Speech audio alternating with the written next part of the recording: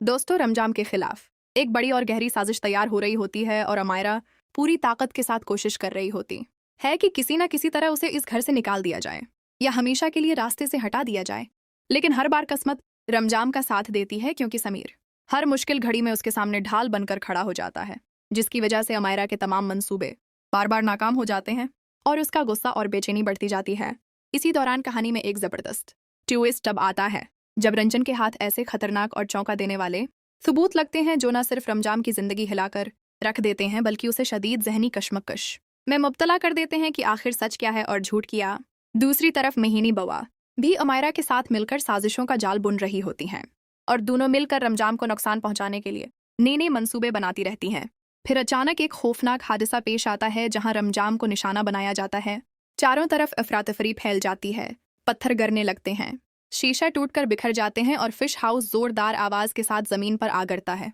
जिससे हर कोई खौफजदा हो जाता है और ऐसा लगता है कि अब रमजान का बचना मुश्किल है। लेकिन ऐन इसी लम्हे समीर एक हीरो की तरह दौड़ता हुआ आता है और रमजान को अपनी बाहों में लेकर उसे महफूज जगह पर ले जाता है। ये मंजर न सिर्फ जज्बाती होता है, बल्कि दोनों के दरमियान मोहब्बत और एतमाद को मजीद मजबूत कर देता है। लेकिन कहानी का असल और सबसे बड़ा ट्विस्ट तब सामने आता है